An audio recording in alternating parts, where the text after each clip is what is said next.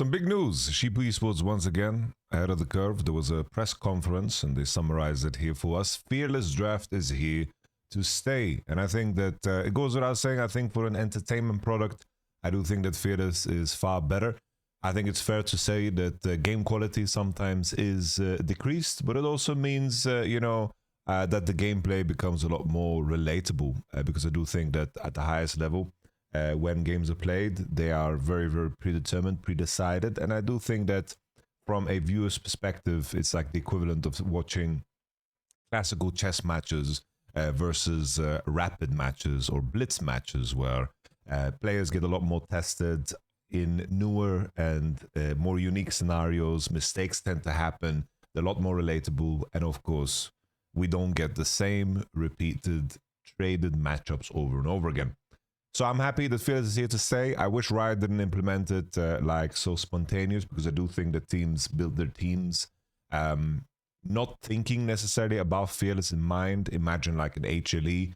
Obviously, they did well during winter and first stand, but maybe in a world where there's no Fearless, players like Delight and Peanut would be able to perform a lot better as the year progresses. But in regards to Fearless, I do think that there are improvements that can be made. I do think that the very big problem with Fearless is that game 5. Not necessarily because the drafts look wonky or whatever. That's something that I do think with time, teams are going to be able to do better. But I do think the problem is the way we see League of Legends being played right now at the playoff level and, the end game level. It's best of 5s.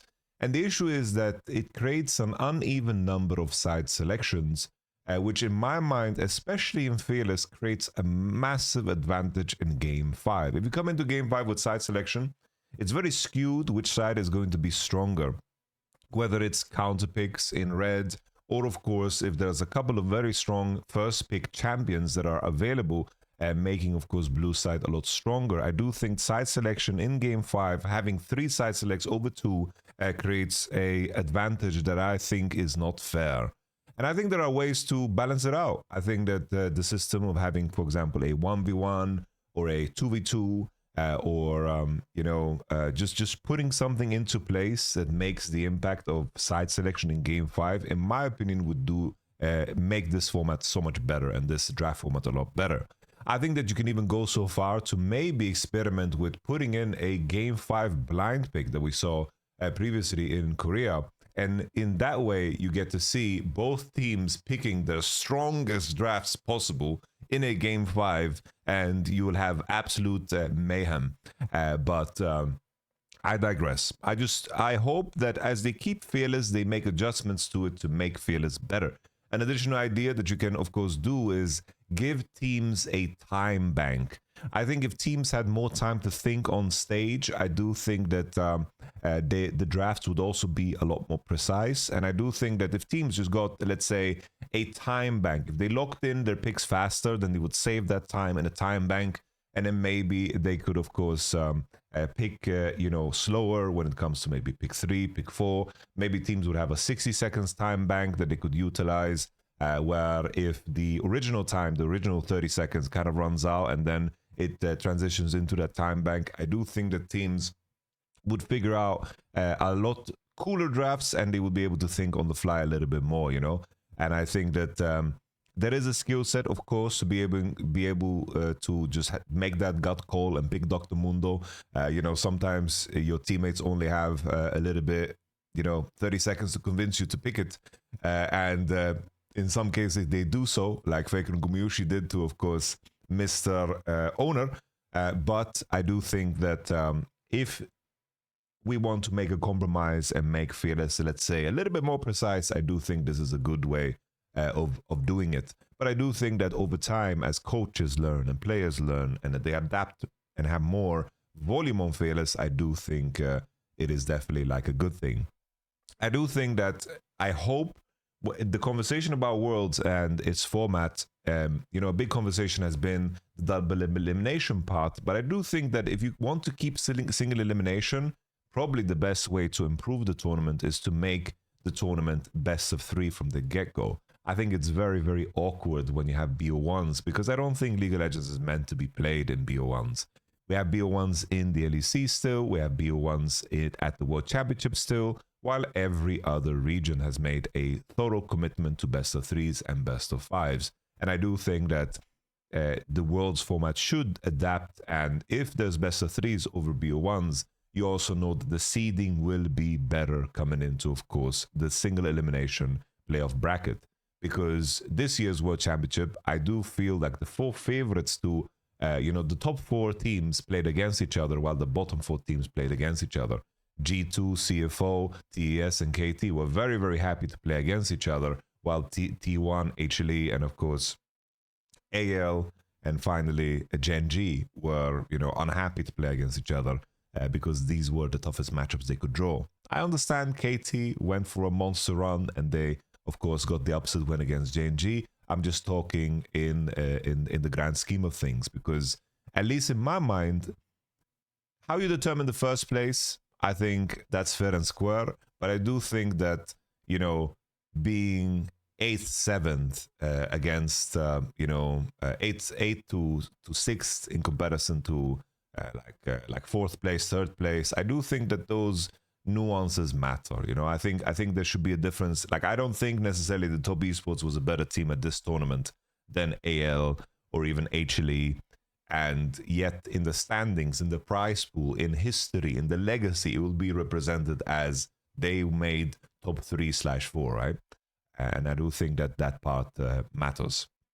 In other news, Sheep Esports also mentioned that the first stand is changing format from 5 to 8 teams, 1 slot for CBLOL, 1 extra slot for LCK, and 1 extra slot for LPL. So I'm a big fan of gameplay. I am a big fan of gameplay. So wherever the best gameplay comes from, I don't mind at all sending in more teams from those regions. LCK, LPL, I do think that making it clear that these two regions, especially the LCK, is doing better than the other regions, I think is fair and square. I think in a world, CBLOL, I do think that I understand with the compromises CBLOL did for the LTA, and then now to be a part of the ecosystem that now Riot created, and to be a standalone region, it's kind of awkward, because CBLOL is in this place where I think competitively, they aren't like super sharp historically, even though VKS did a fantastic job and there's potential within the region. You do think that just because of how Riot has set things up, right, it's like the other regions, like for example the LCP, has absorbed everything right around itself: Oceania, Japan, Vietnam, and of course Taiwan, right? And CBLOL is now on the outskirts, and I wonder if there's a world where you kind of just extend the play-in and you make teams fight for a slot.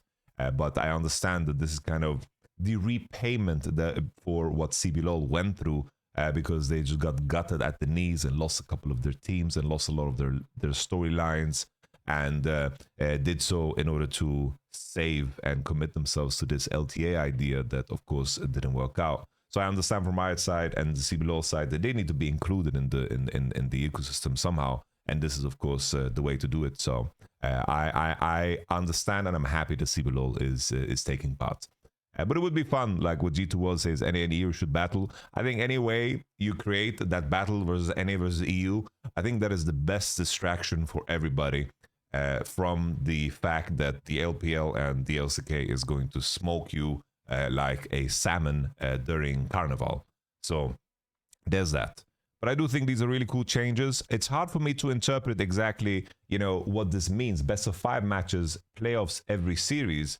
I imagine like there's a world where, considering this is 16th to 20, like 16th to 22nd, there's a world where this is a single elimination bracket.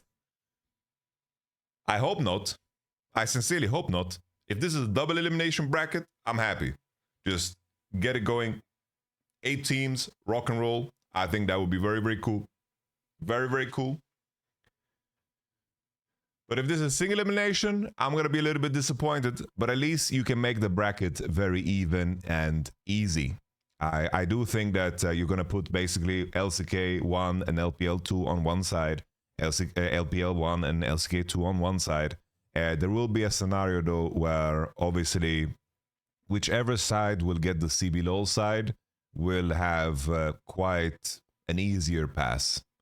And I do think that due to that alone, this will be something that will fall under a lot of scrutiny, you know?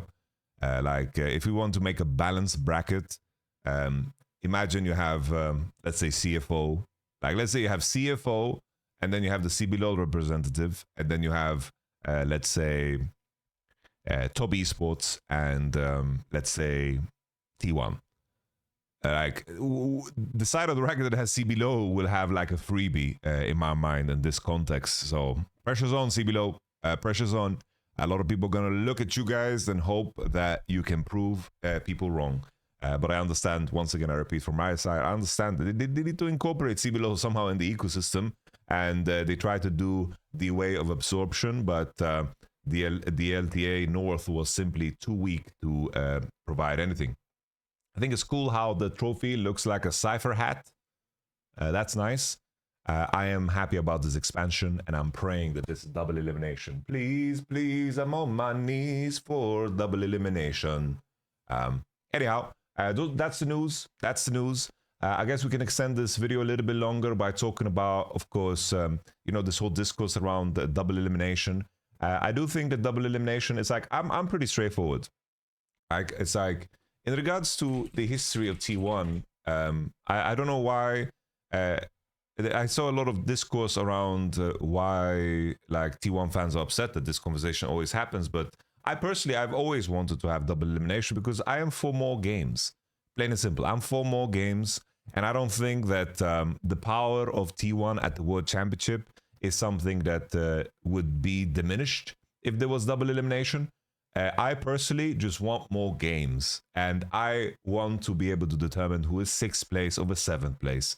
Like, I wish that we got to see, like, let's say a CFO versus G2, or a AL versus Hanwha Life. Those are the matches that I wish to see, and for me, the more volume, the better it is, you know? I think back, you know, to some of the World Championship, like the DRX one versus T1. Maybe you miss out on that magic, but I do think that there is a lot of, you know, magic that can happen in a double elimination format too. You make a lower bracket run all the way through. I think there is something insanely beautiful in that as well. And I do think that magic can be created in that circumstance as well. I think the main argument, the two arguments that make sense, everything else is kind of noise, is one, if you like the randomness and the chaos of a World Championship, and you want to have high stake games, and you want to make sure that, you know, anything can kind of happen, then the double elimination format is exactly that. It's super exciting. You never know what's going to happen. A lot of teams have to manage a very different kind of pressure. I understand that part. I also understand the second argument that I think is a good one is, of course, when you reach the finals and one team has reached that final through, of course, the upper bracket, what is the advantage that you gain besides, of course, side selection? Those are the two good arguments, but I think everything else in terms of how magical it is and so forth, and how people won't watch it because it becomes redundant and so forth, I think all of these kind of arguments are kind of empty. I think they're kind of empty because I think the same level of magic can happen through a lower bracket, and I think we just get more games at a tournament that we all just wait all year long for, and at the same time it makes the tournament a lot more consistent.